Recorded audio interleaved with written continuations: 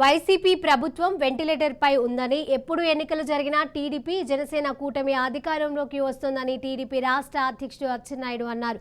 ఎన్నికల్లో ఓటమి తప్పదని అన్నారు. విషయం జగన్ కు కూడా తెలుసునని ఎద్దేవా చేశారు. అందుకే నియోజకవర్గాల అభ్యర్థుల మార్పుకు శ్రీకారం చుట్టారని అన్నారు. చెల్లని పైసాకు ఎక్కడ ఉన్నా ఒకటే అని అన్నారు. ఈ విషయం జగన్ కు గ్రహించాలని తెలిపారు. ముఖ్యమంత్రితో సహా వైసీపీ నాయకులందరూ అవినీతితో కూరుకుపోయారని తీవ్ర విమర్శలు చేశారు. అందుకే ప్రజలు చీకొట్టే పరిస్థితి వచ్చిందని, ఈ నెల 20న విజయనగరం జిల్లా పోలిపల్లిలో జరిగే లోకేష్ యువగలం పాదయాత్ర ముగింపు సభను విజయవంతం చేయాలని ప్రజలకు పిలుపునిచ్చారు. మీ ఎమ్మెల్యేలు నాయకులు అవినీతిలో కూరుకుపోయి ప్రజలు చీకొట్టే పరిస్థితి వచ్చింది. అసలు రేపు నీ పార్టీలో పోటీ చేసే అవకాశం లేకుండా పోయింది. ఈరోజు దీన్ని చూసి ఏదో మారుస్తున్నానని చెప్పి ఎంత పల్లవి ఎత్తుకున్నా సరే నీకెవరూ నమ్మే పరిస్థితి లేరు. నేను ప్రభుత్వానికి అడుగుతున్నాను, అమరావతి రాజధాని విచ్ఛిన్నం చేసి 4 సంవత్సరాలు అయింది జగన్మోహన్ రెడ్డి. ఈ 4 సంవత్సరాల్లో నేను ముఖ్యమంత్రి అయిన తర్వాత 3 రాజధానులు చేశాను.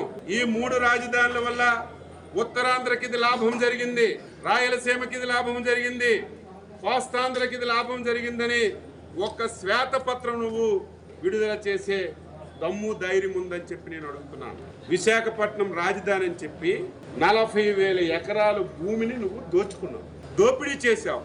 ఇక్కడ ఉన్న కంపెనీలన్నీ బయటికి పంపించావు. ఇక్కడ ఉద్యోగ ఉపాధి అవకాశాలు లేక యువతకి నష్టం చేసావు తప్ప ఏమీ చేసిన సందర్భాలు లేవు. అందుకే రేపు 20వ తారీఖున మా యువ నాయకుడు నారా లోకేష్ బాబు గారు యువగలం పాదయాత్ర ముగింపు సభని భోగాపురం మండలంలో నిర్వహించాలని చెప్పి నిర్ణయం చేశాం. ఆ సభ నభూతో నభవిష్యత్తు, ఇంతవరకు ఎప్పుడు జరగని విధంగా సభ జరపాలని చెప్పి నిర్ణయించాం. ఏ మారుమూల ప్రాంతాల్లో అడిగినా, ఏ ఒక్కరికి అడిగినా సరే ఉత్సాహం ఉప్పొంగుతుంది. తెలుగుదేశం పార్టీ అంటే మళ్ళీ అధికారంలోకి వస్తుంది అని అందరూ ఉత్సాహంతో సభకు వచ్చి సంఘీభావం తెలియచేయాలని అందరూ కూడా ఆతృతతో ఉన్నారు.